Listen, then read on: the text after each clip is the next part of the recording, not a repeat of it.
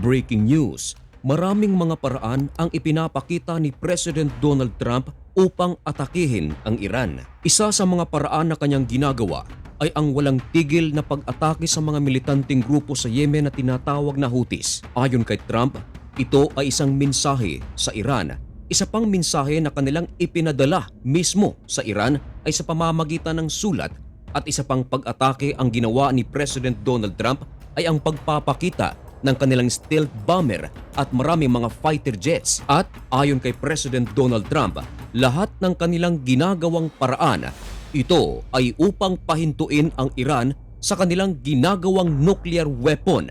At ano itong ginawa ni President Donald Trump na tila nagpabahag ng buntot sa Iran? At dahil dito, tumawag na si Ayatollah Khamenei sa mga kaibigang bansa nito ng Russia at ng China. Yan ang ating pag-uusapan sa videong ito.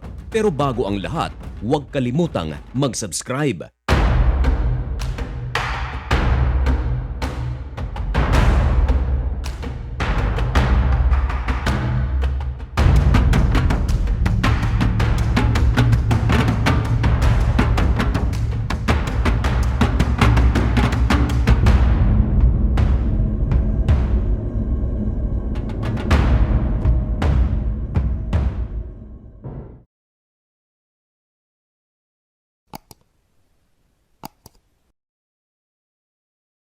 Maligayang pagbabalik mga kaibigan. Kumusta na kayo? Ngayon ay April 11, 2025. Iwanan muna natin ang balita sa pagitan ng Israel at ng Hamas. Ating pagtutuon ng pansin mga kaibigan, itong pinakabagong ginawang pag-atake ni President Donald Trump direkta sa Iran. Kung pag-atake ang pag-uusapan ay marami itong paraan. Pwede ring sabihin nating direct hit. Yun bang mata sa mata, pangil sa pangil, puwersa ng mga sundalo laban sa puwersa naman ng kabilang panig. Pero maituturing din na isang matinding pag-atake kung ang ekonomiya ng isang bansa ang pinakialaman. Oo nga naman, dahil kapag ang ekonomiya ang apektado, hindi makakagalaw ang isang bansa. Marami itong proyekto na hindi na matatapos. At higit sa lahat, maraming mga tao sa loob ng bansa ang magugutom. Kaya para na rin itong direct hit na gamit ang mga missiles. Ngayon, isang matinding pag-atake ang ginawa ni President Donald Trump sa Iran.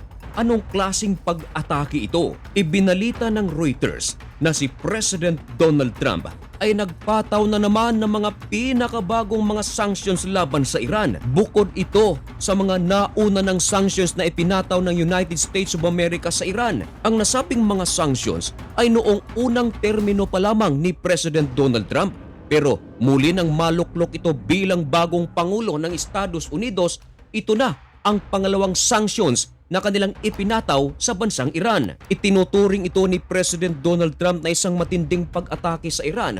Oo nga naman, dahil kapag sanctions na ang mamayagpag sa isang bansa, kahit na marami ka pang produkto, aanhin mo naman ang produkto kung wala namang bibili. Magriresulta ito ng isang napakalaking pagkalugi. At napaulat kahapon lamang mga kaibigan na ang currency ng Iran ay bumaon sa napakatinding pagkabaon dahil sa pagbaba nito. Ang ekonomiya ay tataas kung ang negosyo ay tatangkilikin ng iba't ibang bansa. Pero paano ngayon mga kaibigan kung ang mga katabing bansa ay kaalyado ng iyong kalaban? Gaya na lang mga kaibigan ng Saudi Arabia, United Arab Emirates, Israel, Jordan.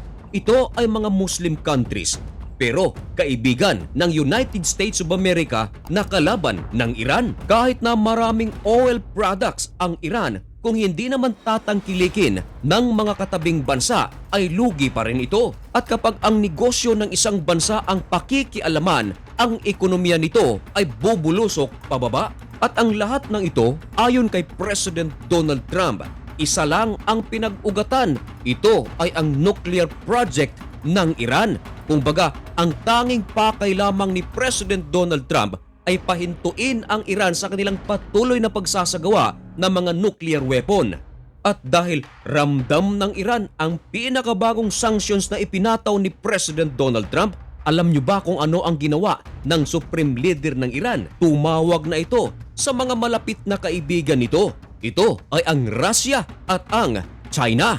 Ang mga bansang ito ay mga mayayaman. Upang patotohanan ng ating sinasabi, tanungin natin mismo ang tagapagbalita ng Iran na talagang tumawag na ang Iran sa Russia at sa Beijing. Ayon sa ulat ng Tehran's Time, sinabi ng Tehran na ang kanilang pag-uusap sa pagitan ng Russia at ng Beijing ay very productive talks. Ayon sa ulat, ang tatlong panig, Russia, China at Iran ay ipagpapatuloy ang kanilang trilateral coordination.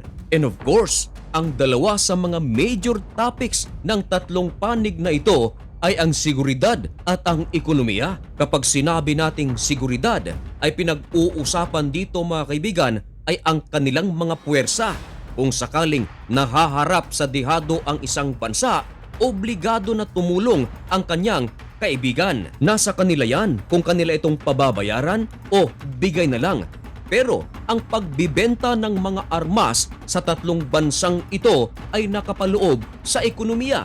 Dahil kahit na magkaibigan sila, hindi pa rin mawawala sa usapin ang ekonomiya, ang negosyo. Ngayon, ang China at Russia kilala na maraming mga high-tech na armas at ang bawat isa sa kanila ay maaaring bumili.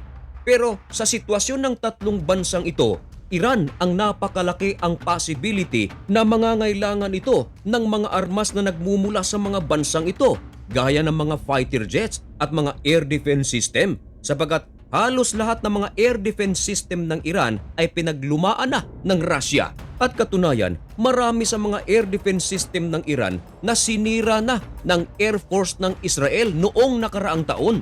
Kaya upang maipagpatuloy ng Iran ang kanilang proyekto, lalong-lalo na sa nuclear weapon project at iba pang mga pangangailangan, kinakailangan nitong malampasan ang kahirapan na kanilang dinadanas bunsod ng mga sanctions na ipinataw ng United States of America. At upang makamit ito, kinakailangan nitong dumikit sa Beijing at sa Russia. At ito nga ang nangyayari ngayon. Ayon pa rin sa ulat ng Tehran Times, nagsumbong ang Iran sa Russia at China kaugnay sa walang hinto na ginagawang paraan ni President Donald Trump upang mahinto ang kanilang nuclear weapon project. Ayon sa mga eksperto, marahil dalawang bagay ang ipinapakiusap ng Iran sa Russia at sa China. Una, sagipin sila kung sakaling umatake ang United States of America sa Iran, lalong-lalo na nitong April 6. Tahasang sinabi ni President Donald Trump na kapag hindi ihihinto ng Iran ang kanilang nuclear weapon project, ay magsasagawa ito ng mga direct hit mismo sa loob ng Tehran gamit ang kanilang mga fighter jets at stealth bombers. At ang pangalawa, humihingi naman ng saklolo ang Iran sa Russia at China tungkol sa kanilang economic problem. Mga kaibigan, ano ang inyong masasabi tungkol sa ginawa ni President Donald Trump? Ito ba'y makatarungan o kalabisan? Ipaalam ang inyong mga komento dyan sa comment section. Sabay like ng video ito sabagat napakalaking tulong yan para sa aming mga content creators. At kung sakaling bago ka pa lang sa channel na ito at gusto mo ang ganitong mga content, upang maging updated ka, baka naman pwedeng makahingi ng kaunting pabor. I-subscribe mo na ang napakaliit nating channel na ito. At sa lahat ng ating mga kababayan sa Pilipinas, Luzon, Visayas at Mindanao, sa Israel, shout out sa inyong lahat dyan, sa Lebanon, United Arab Emirates, Saudi Arabia, Jordan at sa iba't ibang panig ng mundo. Mag-ingat po kayo. May God bless you and thank you so much for watching. Goodbye!